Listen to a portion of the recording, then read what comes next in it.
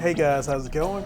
My name is Adrian Reddix, and today we're going to review the new Fanatical Mystery Mayhem bundle. If you guys hear a fly running around here, I've been trying to get this fly since I've been home, so excuse that. Just like we did a couple weeks ago, Fanatical has this new bundle, and we're just going to go through it. I love the bundles.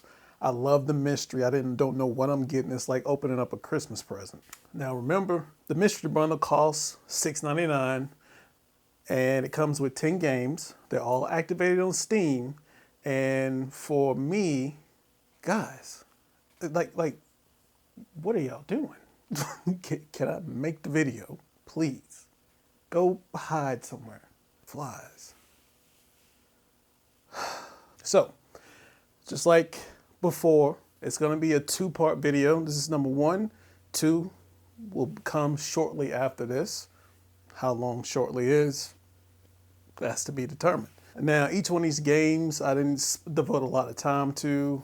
It's basically a initial impression. I played a game about 20 to 30 minutes and just give you what I think about the game. I think 20 to 30 minutes is enough for me to know if I like a game or not. If you don't have me in the first 20 or 30 minutes, it's not worth my time.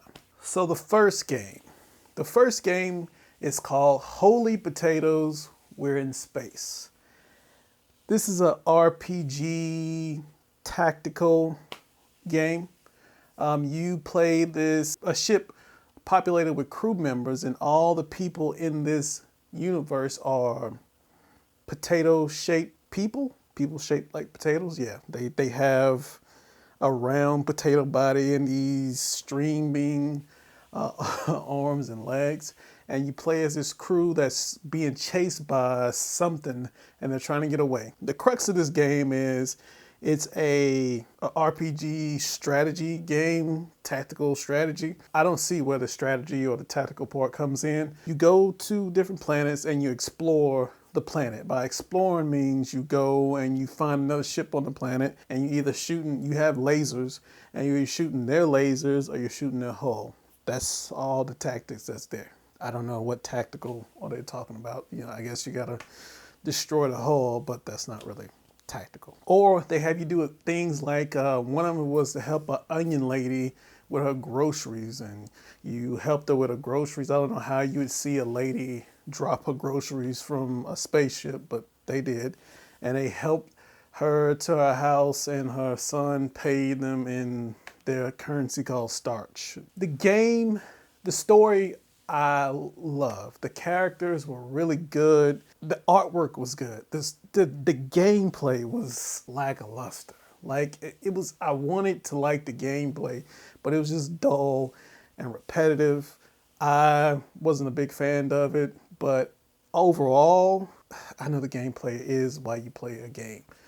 But if the gameplay was just a little bit more interesting, it would have done wonders for this game. Now on Steam, the regular price for this game is $14.99, but as the filming of this video, it's available for $1.49, and it has a Steam review of 7 out of 10. I think that's a little high. If the gameplay was a little more engaging, I think it would denote a better score, but it wasn't. Our next game is a game called Space Moth DX. Now, Space Moth is a laser shoot 'em up type game, kind of like the game we covered in our first Fanatical bundle, the Shooting Stars and Hyper Princess Pitch. It's of the same vein. You play as this moth who shoots lasers and gun, bullets. And it's a very colorful, it's a very pretty game. You're a moth fighting butterflies and other moths. And they are shooting laser balls and big lasers at you, it's just a basic shoot 'em up. Very colorful. The levels, I mean, it's repetitive, but a lot of those style shooters are repetitive like that. It can't, to me, the gameplay isn't going to be something you can go back to. It doesn't have a long gameplay. Like if you played it for 30 minutes, I don't know how much past 30 minutes you want to play. It does get progressively harder as you go through the levels. As far as being a pretty game, a somewhat challenging game, it's awesome, but as far as playability or replayability, I don't think this game has that from what I've played. So this game on Steam is $4.99, and it has a review of 9 out of 10. I think that's a little high. To me, it'd be a little lower than that. It's not a bad game. It's just, for the price, I expect just a tad bit more replayability out of it, but it's a pretty game. I like it. The third game is a game called Daggers. This game confused the heck out of me. I started the game, and then I'm in a dark world that looks like something from a 90s era video game. So that's fine. And I see this thing in the distance. So it's a sword, and I pick it up. Well, I walk towards it, and I guess it picks it up by itself. And then another thing comes, and these skulls come at me. I'm like, okay, what am I supposed to do? Skull hit me, died, and then a number popped up, said world rank. The heck? World rank what? So I redid it again, and I just said, okay, I guess these things are trying to hit me something. I'm gonna try to avoid them. So I ran one direction and fell off the platform. What the heck is this game? What is this? So I went, and I just happened to press my mouse button, and fire came out, or whatever the heck it is, some type of power, and I killed one of the skulls. Like, oh, okay. The first play, I didn't know what the game was. So unlike I've done in the past, I went to the internet and see what the heck this game, well, what is it supposed to be? I need to understand it better to see what it is. So apparently it's a survival game. And it's not a question of if you will die, it's a question of when you will die. There's no beating this game. It's about being the best survivor.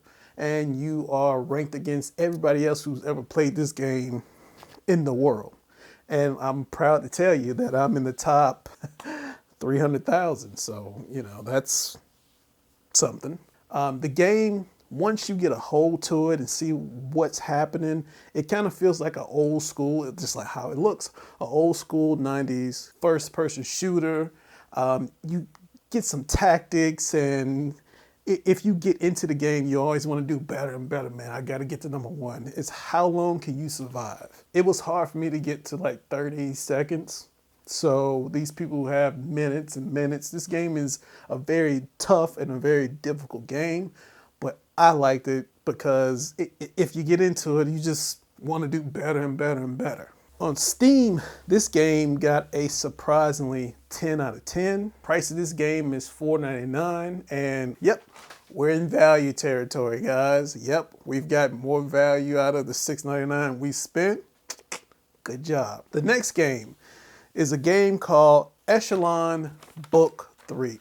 It's the end of a trilogy of the Exelon series, and this game is one of those isometric RPGs. And what isometric is, you know how games, you're either a first person and you're shooting, or you're a third person and you're shooting? Well, this is a game that's not a top-down view, like an eagle eye view. It's kind of like, let's say if this is your field of view, isometric is kind of like this. It takes a 2D image and kind of gives it some depth, so its flat image looks like it's 3D. It's an old school RPG style of art. This game, I tried my best to like it.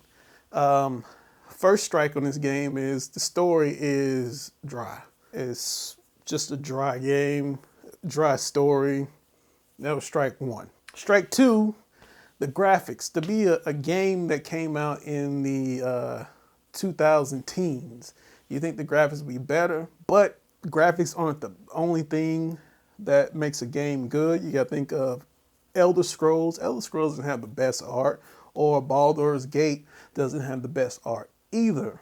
So graphics isn't a big issue, but it seemed a little dated to me. The third strike was something that's, to me, is petty, but you are fighting these big roaches, and you have to fight them, and usually they drop items, just like any other RPG. You defeat enemy and they drop items. So all the time they drop these roach legs, and I'm like, okay, I don't know what roach legs are for. And I was just having to click around, and I click on the roach leg in my inventory, and I heard crunch, crunch, crunch, crunch, crunch. Okay, and you have a meter on the side, and it says hunger, thirst, and all that. And when they were crunching on these roach legs, their hunger kept going up, like they were getting full. That was the grossest thing. If I had to eat roach legs to survive, I wouldn't survive. They were just these huge roach legs, and they were eating them. It's gross. I was like, okay, I'm done. I'm out. I'm not going to play a game with eating roach legs. On Steam, this game got a 7 out of 10, and it's $9.99. Yeah. You get to eat roaches for $9.99. And the last game we got was Tomb Raider 4, or Tomb Raider: The Last Revelation. Tomb Raider was one of those premier games in the 90s that everybody wanted to play. I played the first one. I have never played this one before. And the quest to even play this game, it was challenging. LGR has a video where he asks a bunch of these retro gamer YouTubers what's better to play a game on. Do you like to use original hardware, or do you like to use emulation, or any other type like DOSBox and things like that? To me, this game and how you had to play it is a great example of why playing classic games on its intended hardware is better. Because, so I installed the game. After I installed the game, went to play it, it blew up big on my screen and crashed. I'm like, oh, that's weird. So I tried to play the game again, and it froze my whole computer. What in the heck is going on? So I went to the interwebs and found that you have to get very specific on the game before it can play. So went to the Steam forum and found that you had to do a little prep. So you have to make the game launch in this dialog box. So to do that, you had to go to the game, go to properties, go to launch options, and type in -setup. After you do that, every time you launch the game, it'll pop up with a dialog box to see if you want to go straight to the game or you want to go to the options. You want to go to the options. So you go to the options and you choose 32-bit, and this is a lot of technical stuff. You'll see me go through it, and if you're gonna play this game, you'll have to do that. The reason why I say that the hardware is key to playing some of these retro games is in this game, I was using a keyboard. Now, I've never played a Tomb Raider game where I used the keyboard, especially any of the retro ones. I didn't know they were even for the PC. The controls were hard. It was just not the way I was used to playing it. And during the little prologue, couldn't even do one of the basic moves, the jumping ledge hold. It took me 41 minutes to get over on the second jump. I wasn't even maybe 4 minutes into the game. So I struggled for a whole hour to get through the prologue. And I was like, let me try it with the controller, my Steam controller. And it was a lot better. But the way that the character Lara Croft moved, it didn't feel the same way as when I played it on the PlayStation, the original PlayStation. At some points in the joystick control, it was too responsive, and in some points it wasn't responsive enough. It just didn't work well. And the game itself is good. If you're into retro games, Lara Croft was one of those women of the 90s that everybody went crazy over. It was kind of like the debate between who was hotter, Topanga or Laura. The correct answer is both. If you can overlook that aspect of getting it set up and getting adjusted to the game, it's a fun game. I've always liked the Tomb Raider series. And guess what? That's not going to be the last we hear of Tomb Raider in this bundle. It receives a Steam rating of 9 out of 10. The game itself costs $6.99. To me, I'm just a Tomb Raider fan. Let's add all this up. So, for the first game, $1.49 plus $4.99 plus another $4.99 plus $9.99 plus $6.99, which gives us a total of $28.45. To me, so far, that's a good deal. We'll figure out Fly. Go away. Do you want to go outside? What do you want to do, Fly? Okay. We'll see how good of a deal it's gonna be in the next video. That's all I have for you today. If you like this video, please consider subscribing to the channel. Hit me with a thumbs up. If you didn't like the video, hit me with a thumbs down. Tell me why you didn't like the video. And I'll catch you guys in the next one. Have a good one.